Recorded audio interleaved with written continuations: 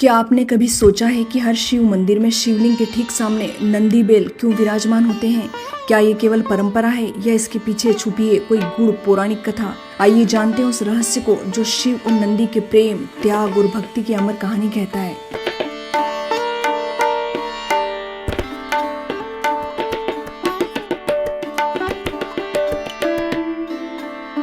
बहुत समय पहले की बात है। एक महान तपस्वी हुआ करते थे, ऋषि शिलाद। वे भगवान शिव के अनन्य भक्त थे। उनकी भक्ति इतनी गहन थी कि उन्होंने आजीवन ब्रह्मचर्य का व्रत ले लिया।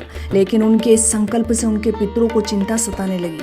आगे उनका वंश कैसे चलेगा? पितरों की व्यथा को देखकर शिलाद ऋषि ने भगवान शिव की कठोर तपस्या की। उनकी तपस्या से प्रसन्न होकर महादेव प्रकट हुए और वरदान दिया, तुम्हें एक दिव्य पुत्र की प्राप्ति होगी। एक दिन जब शिलाद ऋषि खेत जोत रहे थे, उनके हल की टक्कर एक घड़े से हुई। उस घड़े में एक दिव्य बालक था, मासूम, शांत और तेजस्वी। ऋषि ने उसे भगवान शिव का प्रसाद मानकर पुत्र रूप में स्वीकार किया और उसका नाम रखा नंदी।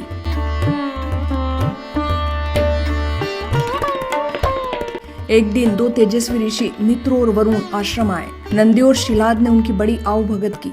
इससे वे दोनों बेहद खुश हुए और जाते समय उन्होंने ऋषि शिलाद को दीर्घायु का आशीर्वाद दिया, लेकिन नंदी को नहीं। इस बात से शिलाद को बेहद दुख हुआ। उन्होंने मित्र और वरुण से इसका कारण पूछा तो उन्होंने बताया कि नंदी अल्पायु है।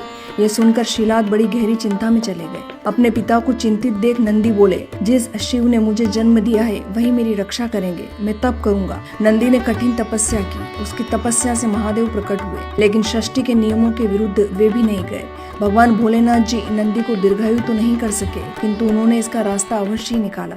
उन्होंने कहा, जब भी तुम्हारी मृत्यु होगी मैं तुम्हें पुनर्जीवित करूंगा, तुम मेरे परम सेवक बनोगे। नंदी की मृत्यु के बाद भगवान शिव ने उन्हें बेल का शीश देकर फिर से जीवित कर दिया। तभी से नंदी शिव के साथ है, उनके वाहन, उनके भक्त और उनके प्रतिनिधि बनकर।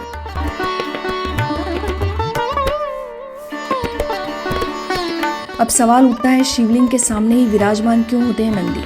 इसका पहला कारण है, नंदी अपने प्रभु शिव को सदा अपनी आंखों के सामने देखना चाहते हैं। दूसरा कारण, शिव अर्धनारीश्वर है।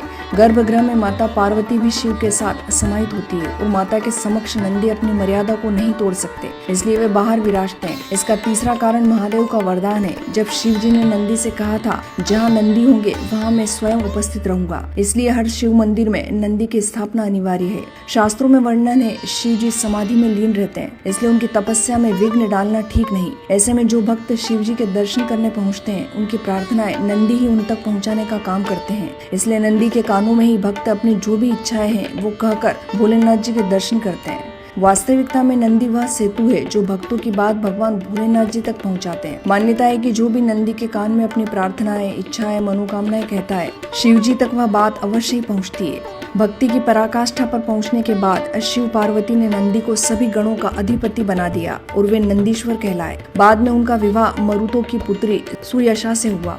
विवाह के समय महादेव ने नंदी को वरदान दिया, जहाँ भी रहोगे मैं भी वहीं रहूंगा। यही कारण है कि हर शिवालय में नंदी जी शिवलिंग के सामने विराजमान होते हैं।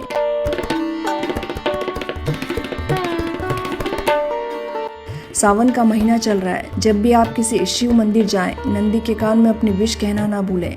हो सकता है आपकी प्रार्थना अगले ही क्षण भोलेनाथ जी तक पहुंच जाए। यदि आपको ये वीडियो पसंद आई तो लाइक करें, चैनल को सब्सक्राइब करें और ऐसी पौराणिक कथाओं के लिए चैनल से जुड़े रहें।